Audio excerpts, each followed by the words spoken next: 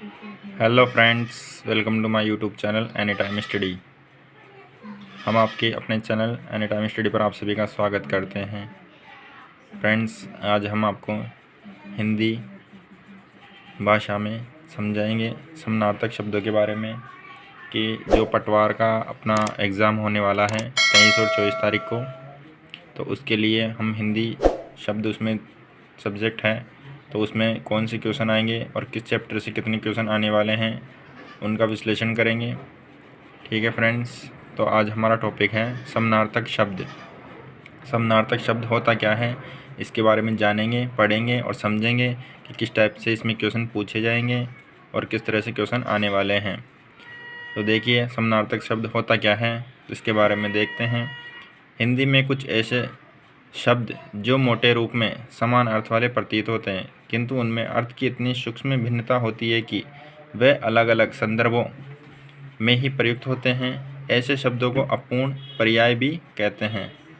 भाषा की शुद्धि अध्येता के लिए यह आवश्यक है कि वह शब्दों को अनेक उपयुक्त अर्थ के साथ समझे और उनका सही प्रयोग करे।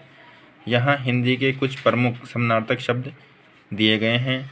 देखते हैं कौन कौन से समानार्थक शब्द दिए गए हैं। जैसे अज्ञ या अज्ञानी। अज्ञ या अज्ञानी क्या होता है? अज्ञ का मतलब होता है जिसको ज्ञान ना हो।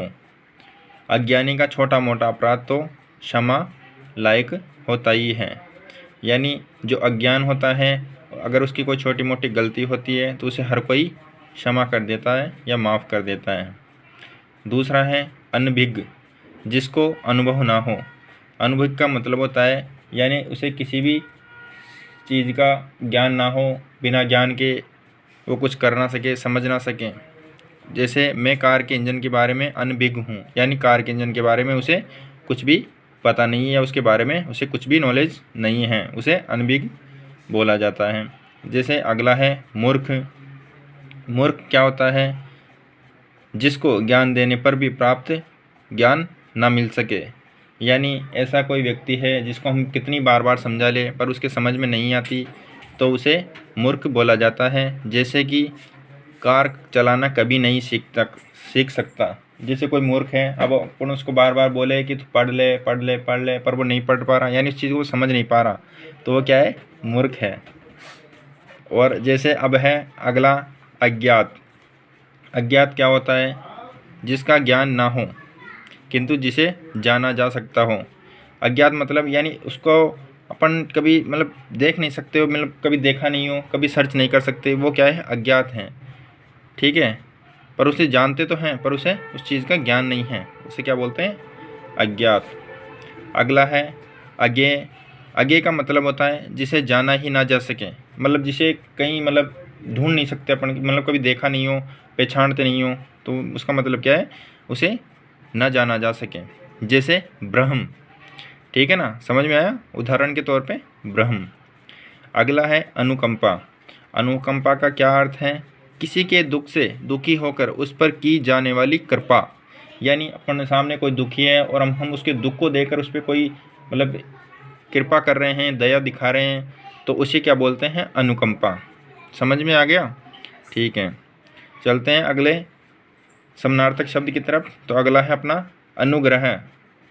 अनुग्रह क्या होता है? अपने से छोटों पर प्रसन्न होकर उनकी कुछ भलाई करना।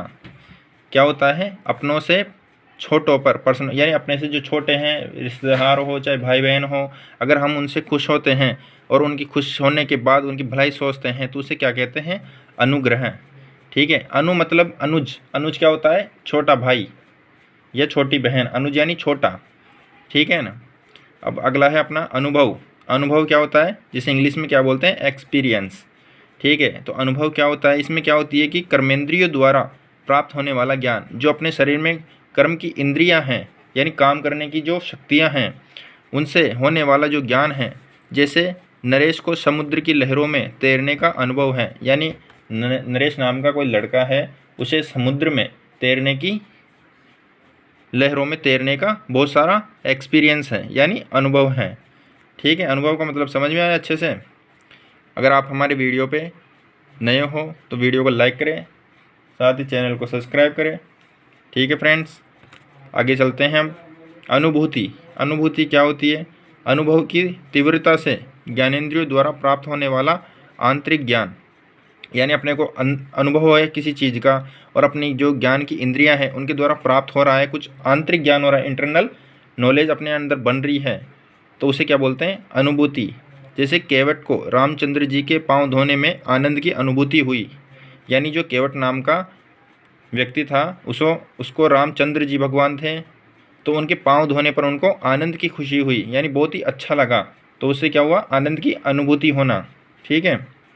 अगला है अध्ययन, किसी अन्य के ज्ञान को प्राप्त करना, यानी अपने पास बुक्स होती है बहुत सारे, मतलब कई भी सामाजिक नॉलेज अपने को मिलती है, हम उस चीज़ का अध्ययन करते हैं, तो उसको क्या बोलते हैं? मतलब अन्य से ज्ञान को प्राप्त करना क्या कहलाता है? अध्ययन करना कहलाता है, यानी स्टडी। अपन किसी किताबों वगैरह से, बुक से अध्ययन करते हैं, यानी उन चीज़ों को अपन अपने अंदर लेते हैं, प्राप्त करते हैं नॉलेज को, तो उसे क्या कहते हैं? अध्ययन। अनुशीलन क्या होता है? किसी अन्य द्वारा प्रस्तुत ज्ञात पर सूक्ष्म चिंतन मनन करना। अनुशीलन का अर्थ इसमें बताया गया है, मतलब कोई दूसरे व्यक्ति द्वारा प्रस्तुत ज्ञात पर सूक्ष्म चिंतन या मनन करना, मतलब कोई अपने को कोई चीज़ बता रहा है किसी के बारे में, तो अपन उस पर फिर सोच विचार करते हैं कि ये चीज़ ऐसे होनी चाहिए थी, ऐसे होनी चाहिए थी, तो उस पर क्या है कि चिंतन या मनन करना अनुशीलन कहलाता है। अगला है अणु। अणु क्या होता है? परमाणु के विशिष्ट योग से बनने वाला पदार्थ का अंश, यानी अणु बनाने के लिए हमें क्या होता है कि परमाणु की जरूरत होती है, यानी छोटे छोटे परमाणु मिलकर अणु का निर्माण करते हैं, और जो अणु बनने वाला पदार्थ होता है वो क्या होता है? परमाणुओं का विशिष्ट योग होता है। ठीक है फ्रेंड्स। अगला है परमाणु, किसी तत्व के अणु का एक कण लघुतम अविभाज्य भाग, यानी पहले क्या हो रहा था? अणु था, अणु किससे बन रहा था? परमाणु से मिलकर, पर अब परमाणु क्या होता है? परमाणु क्या होता है? जो अणुओं को मिलाकर बनाता है ना, उस एक अंश को क्या बोला जाता है? परमाणु। ठीक है, आया समझ में? अगला है असार, जिसमें ना तो कभी सार था और ना अब है, यानी इसका मतलब है जिसको मतलब ना तो पहले कभी कोई चीज़ की नॉलेज थी और ना आज भी नॉलेज है। ठीक है फ्रेंड्स, तो अगर आपको हमारा वीडियो अच्छा लगे तो वीडियो को लाइक करें, शेयर करें, और साथ ही चैनल पर नए हो तो चैनल को सब्सक्राइब करें और बेल आइकन को ज़रूर प्रेस कर ले, जिससे कभी भी मैं वीडियो बना के लाऊँ आपके साथ तो आपको वीडियो मिल सके और वीडियो देख सके आप सबसे पहले। ठीक है फ्रेंड्स, ऐसे ही छोटी मोटी नॉलेज हम हमारे चैनल के माध्यम से आप तक पहुंचाते रहेंगे, तो आप हमारे चैनल पर बने रहें।